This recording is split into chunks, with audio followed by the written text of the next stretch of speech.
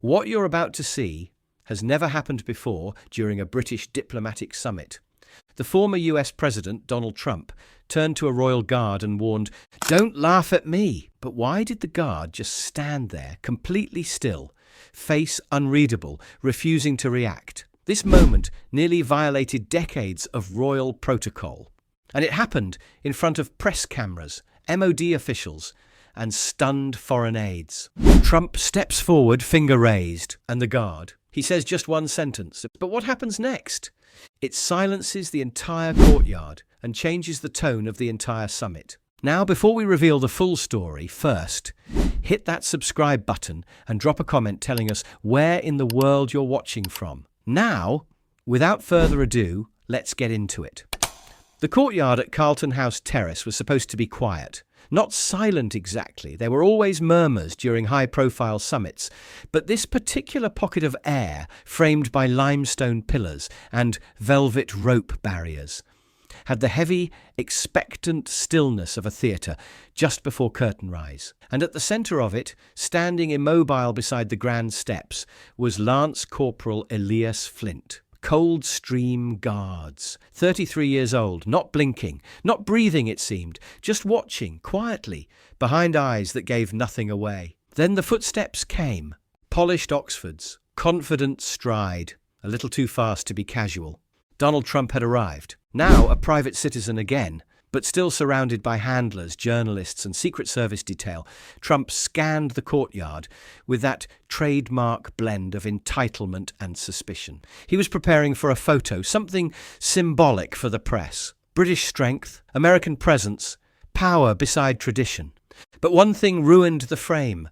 The guard, tall, unsmiling, unmoving, a crimson sentinel at the edge of every shot. Trump squinted at him, leaned toward one of his aides, and said it just loud enough for nearby ears to catch, "He better not laugh at me."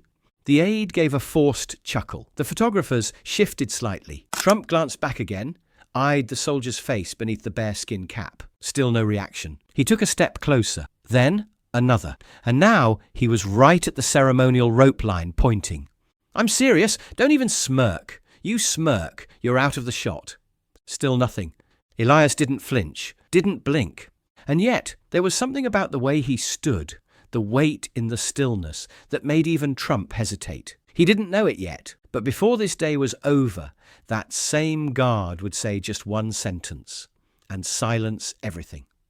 3 hours earlier, London had stirred awake under a sky the colour of tarnished silver. By 7 a.m, traffic had been rerouted through Whitehall, barriers erected outside key embassies, and the narrow road leading up to Carlton House Terrace had been sealed off with polished steel bollards and Ministry of Defence personnel in unmarked suits. Inside the perimeter, every detail was rehearsed. Florists had adjusted the height of the potted laurels. Press liaisons were reviewing questions off camera. And near the grand entrance of the terrace building, 2 steps down from the curved stone portico, stood a man who had done this all before. Lance Corporal Elias Flint adjusted his chin slightly, allowing the back rim of the bearskin cap to sit perfectly balanced above the base of his skull, not a millimetre too low, not a hair exposed. That kind of detail had been drilled into him long before he earned his ceremonial posting. He knew the expectations: stillness, composure, awareness, all while appearing ornamental. But Elias was never just for show. Most tourists, of course, wouldn't know it. They'd see a uniform and a tall hat and think tourist attraction, a backdrop for their Instagram reels, a novelty to provoke. But Elias had spent 6 years in the field before earning the red. Iraq, Syria, one classified peacekeeping tour in Kandahar. And though the medals were tucked away in a drawer back at his modest flat in Wandsworth, the weight of them still hung somewhere in the way he stood. Today's assignment was unusual, stationed not at Buckingham or Horse Guards, but here, near the summit entrance.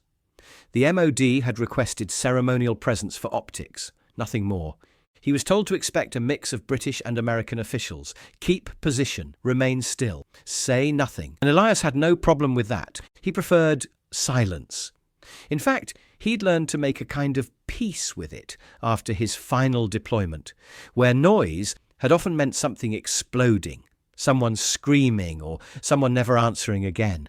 The summit wasn't for the public, but it hadn't stopped the early gathering of onlookers across the street. Journalists, political aides, even a few curious tourists who'd learned to spot significance by the amount of plainclothes police loitering in the area. Elias didn't look at any of them. He focused instead on the empty spot just beyond the courtyard ropes, where he would hold for 4 hours, unmoving, unnoticed, and unacknowledged. Until, of course, the Americans arrived.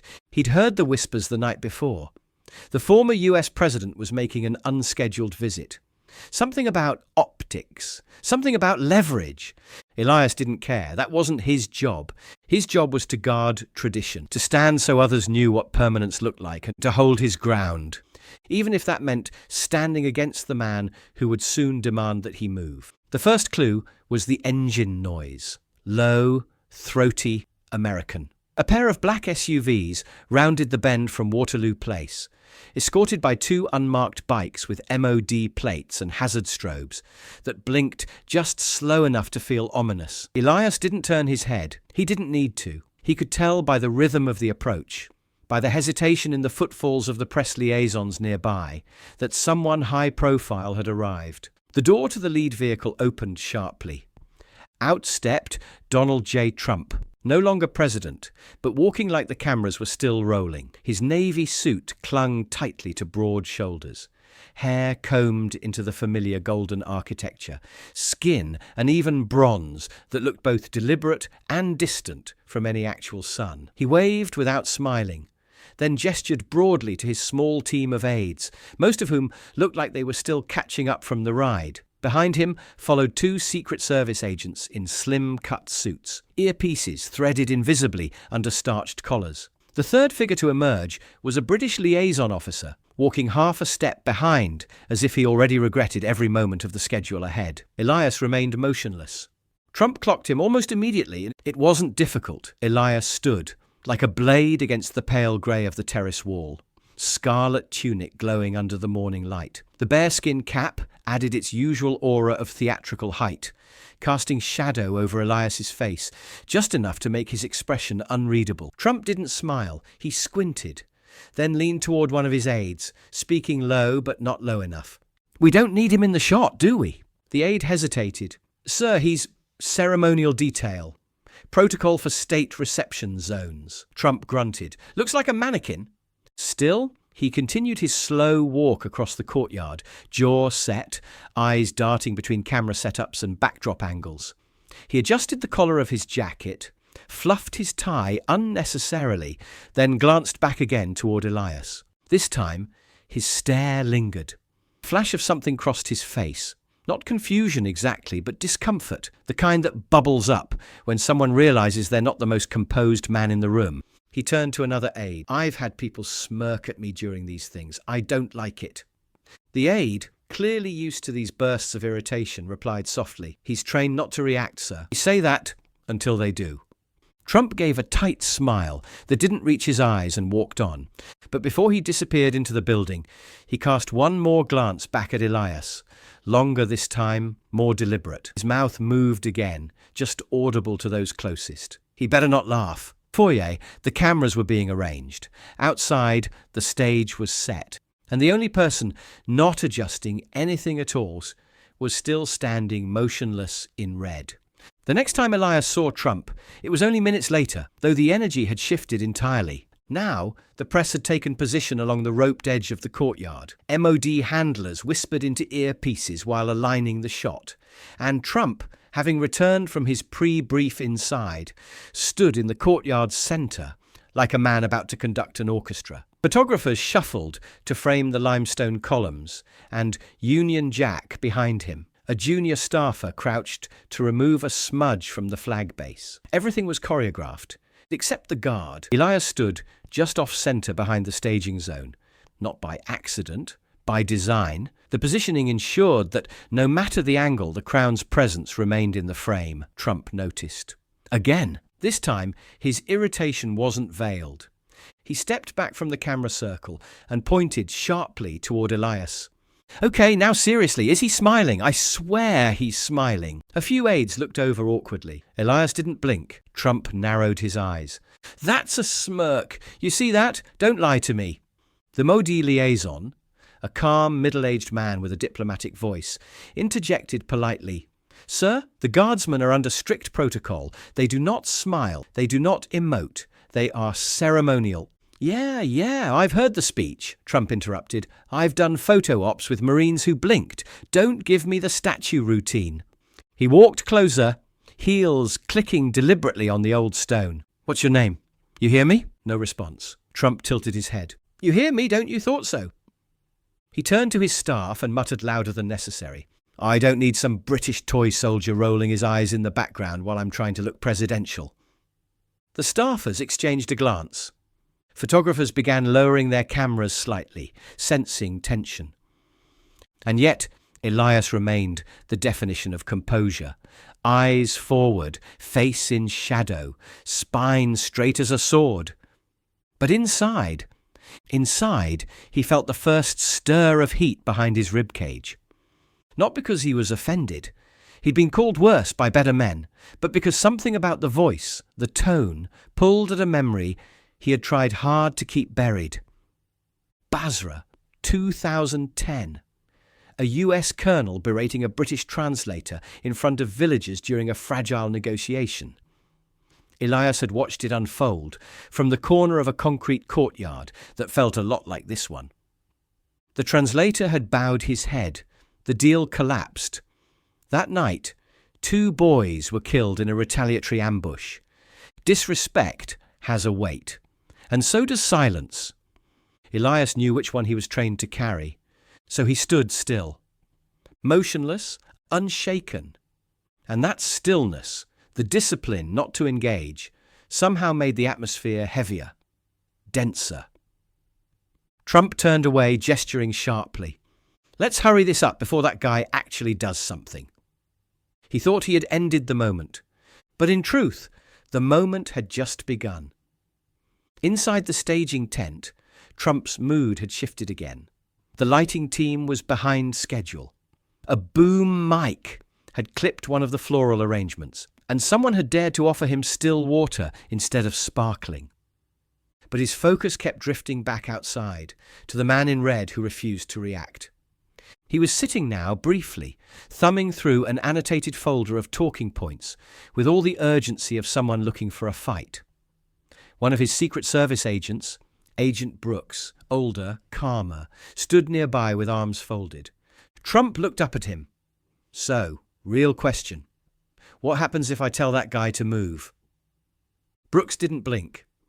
You'd be breaking about 6 levels of protocol. Trump raised a brow. You saying I can't tell a soldier to get out of my shot? I'm saying, Brooks replied carefully, that he's not your soldier. A long pause, and Trump leaned back, stared at the ceiling. They're really not allowed to move? No, sir. Not unless there's a threat to life. Trump snorted. What about a threat to optics? Brooks said nothing. Outside, the press was repositioning. One aide leaned in. They're ready, sir. Trump stood up sharply, adjusted his tie with a tug that bordered on aggressive. All right, let's make this quick. Back out in the courtyard, the cameras rolled again. Elias hadn't shifted so much as a finger. The stone underfoot was hot now, but you'd never know it by the way he stood. He was a fixture, something older than the summit, older than the office, older than the noise. Trump walked straight into the frame, nodded once to the photographers, and then deliberately turned to face Elias. This time he didn't whisper, "You better not laugh at me, you hear?" The press froze. One MOD official flinched. Trump pointed again, now louder. "Don't grin, don't blink, don't breathe funny." Still nothing from Elias. Just the weight of thousands of hours of stillness coiled into one deliberate breath. One of the junior aides fidgeted behind the cameras. Is he even allowed to talk? And someone else whispered, just loud enough for it to echo. Only if it really matters. Trump smirked and folded his arms. We'll see about that. He didn't know it yet, but he was about to find out exactly what it looked like. when a soldier trained to hold his silence finally chose to break it. The human body isn't built to stay still this long, not in summer heat, not on white granite that radiates back every ounce of sun, and certainly not with the weight of a bearskin cap, turning sweat into slow rivers down your neck. But Elias Flint had been through worse. And as he stood motionless in that ceremonial post, enduring yet another sideways glance from a man used to bending institutions around himself, Elias let his mind drift, not outward, not toward the crowd or the cameras, but backward. Basra. Summer of 2010. The heat had been worse than this. The stakes. Much higher. He'd been 22 then, newly posted, still figuring out how to carry a weapon without letting it carry him. His patrol had been assisting in a local mediation. Something about irrigation rights between two tribal elders. Boring until it wasn't. That's when an American colonel had arrived, uninvited, unbriefed, and unbothered by either detail. Elias remembered how the colonel strode into the village courtyard, like it belonged to him, barking orders at interpreters and waving a cigar like it was an extension of his rank. The British officer in charge had tried to de-escalate, tried to explain that quiet diplomacy required, well, quiet. But the colonel wasn't listening. At one point, the old man leading the talks, a respected elder with decades of tribal leadership, smiled slightly, just slightly. And the colonel snapped, "Wipe that grin off your face. You think this is funny?" The entire village went silent. The elder didn't reply. He just turned away, humiliated. The meeting ended early. That night, Elias's unit heard the news. The elder's nephew, furious at the insult, had joined up with a splinter militia. 2 British engineers were killed in an ambush before the week was out. No headlines, no medals, just another unnecessary flashpoint. And Elias had never forgotten the sound of that colonel's voice. The entitlement in it, the way it weaponized insecurity, the way it didn't understand silence, only obedience. Back in London, Elias felt a bead of sweat crawl down his spine. Trump was still talking, still pointing, still trying to provoke a crack in the red wall. But Elias had learned long ago, silence was its own weapon. And he had forged his in much harsher places than a diplomatic summit in London. He wasn't quiet because he was powerless. He was quiet because he had once seen what noise could destroy. The moment Trump stepped back into frame, something shifted in the atmosphere. The press had resumed their shooting positions, lenses trained on the arch, flags, and the iconic juxtaposition of red wool and American steel. But there was a low, unspoken tension beneath it all now, the kind of ambient static you only notice when everyone around you forgets how to breathe at the same time.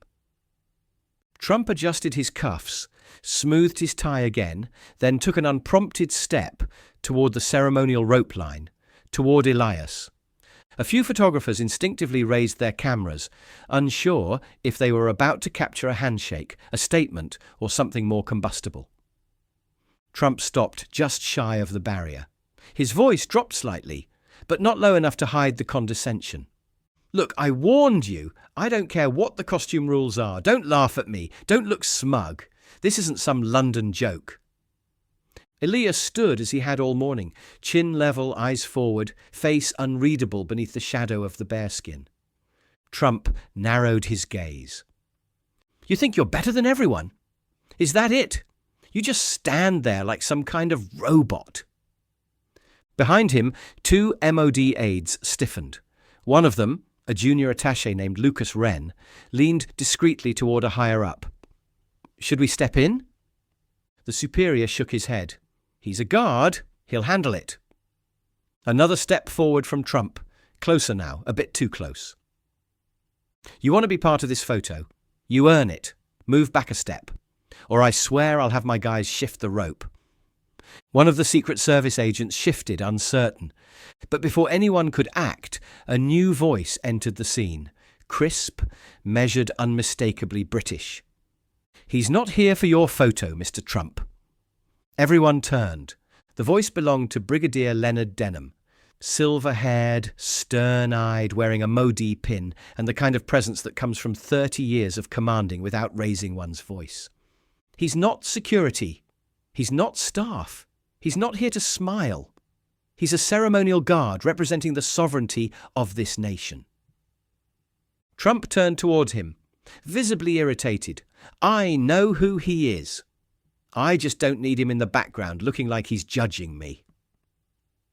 Denham took a half step closer, his tone never changing. He's not judging. He's standing. That's what tradition does. It stands. The courtyard was silent now. Even the clicking of cameras had stopped. Trump looked back at Elias one more time, searching for a twitch, a shift, a weakness. Stillness, perfect stillness. And somehow that silence spoke louder than anything Trump had said all day. He took a breath, looked over his shoulder and muttered, "Fine, let's just get this damn picture." But the moment wasn't over, not yet, because Elias Flint had heard everything. And the next words he chose to speak would ensure that none of them ever forgot who they were standing next to. Trump turned back toward the cameras, adjusting his stance, flattening his tie for the 5th time. But he couldn't let it go, not fully. Not when that red-clad statue still stood just inside the frame, unmoved, unreadable, unimpressed. "You hear me?" Trump called back over his shoulder, voice louder now. "I told you not to laugh at me." Still silence. That did it. He turned, walked straight up to the ceremonial rope line, and pointed directly at Elias's chest, just inches away from the polished brass buttons. "So that's it? You think you're above everyone else? You stand there like some royal ornament and I'm just background noise."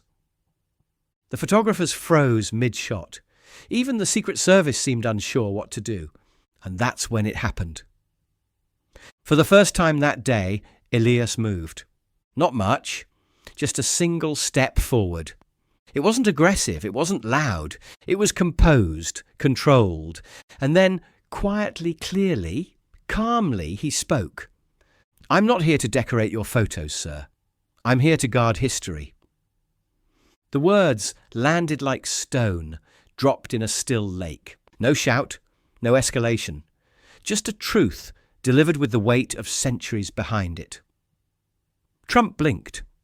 Once, then again. He looked around, almost as if expecting someone else to respond on his behalf. But no one did. Even his own aides stared silently, unsure whether to lean in or step back. On the far side of the courtyard, one of the press photographers lowered his camera and whispered, "Did you hear that?" And the MOD official, Brigadier Denham, nodded once, like a man who'd been waiting for the sentence all morning. Trump took half a step back, and for the first time since arriving, he didn't have anything to say. Elias didn't gloat. He didn't smirk. He simply returned to his position, eyes forward, body still. Because for guardsmen like him, the point was never to win the moment. It was to protect what the moment stood for. Trump stood, frozen for a beat too long, blinking as if the sentence had caught him in a gust of wind.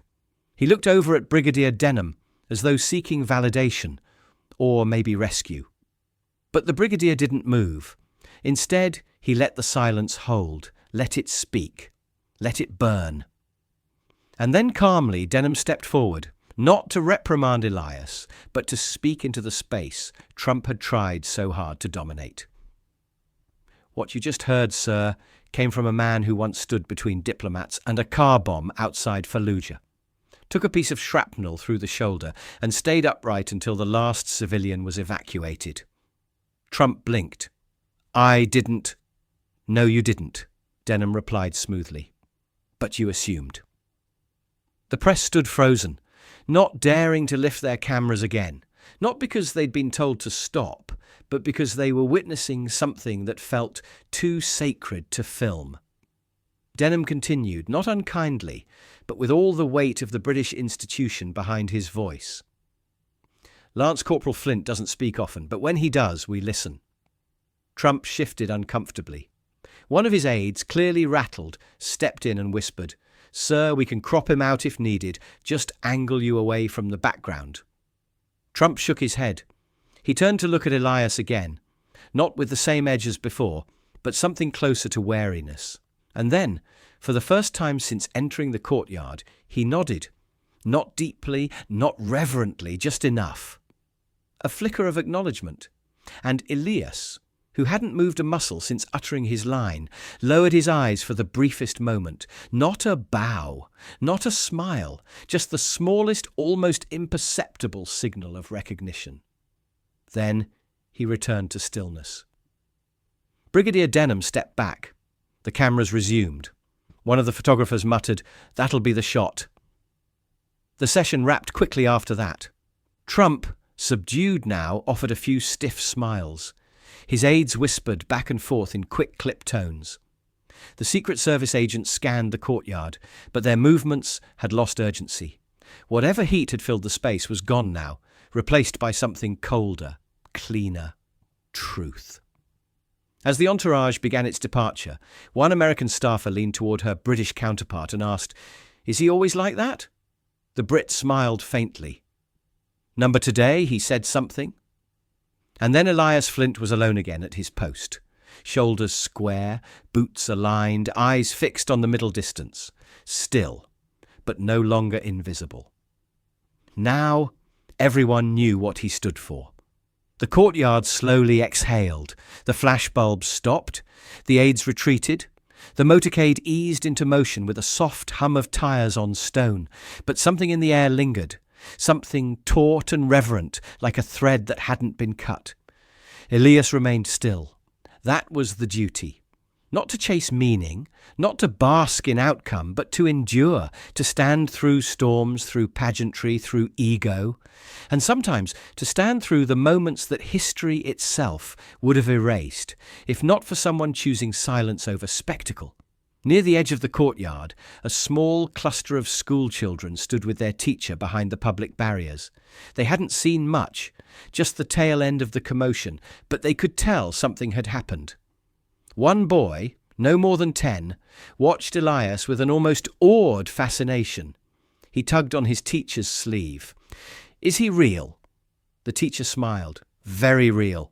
He didn't even blink." "That's because he's guarding something important." The boy frowned. "Like the building?" She looked again at Elias, scarlet against stone, posture unyielding, eyes forward even as the world rearranged itself around him. "No, love," she said softly, "like an idea." The boy didn't fully understand, but he straightened up anyway, mimicking Elias's posture as best he could. A makeshift salute followed, clumsy but sincere, and as the boy stood there, arm raised, Elias did the smallest thing a soldier could do without ever breaking discipline. He looked down, just for a second, just long enough to meet the child's eyes and let him know, "Yes, I saw you. Yes, I heard you." Then the gaze returned forward, the spine held firm, and the guard became a statue once more. Not cold, not silent, just still. And now finally understood. Would you have stood your ground, like Elias did, silent, disciplined and unshaken? Have you ever witnessed someone shut down arrogance with just one quiet sentence? Let us know in the comments. We read every one of them. And your stories matter more than you think. If this moment reminded you that real power doesn't shout, it stands, then give this video a like, subscribe to the channel and tap the bell icon so you never miss a daily Royal Guard story. And if you know someone who still thinks these guards are just props in red coats, send them this video. It might change how they see everything. Your next Royal Guard story is already waiting on the screen. Click it now. We'll see you tomorrow, same time, same place.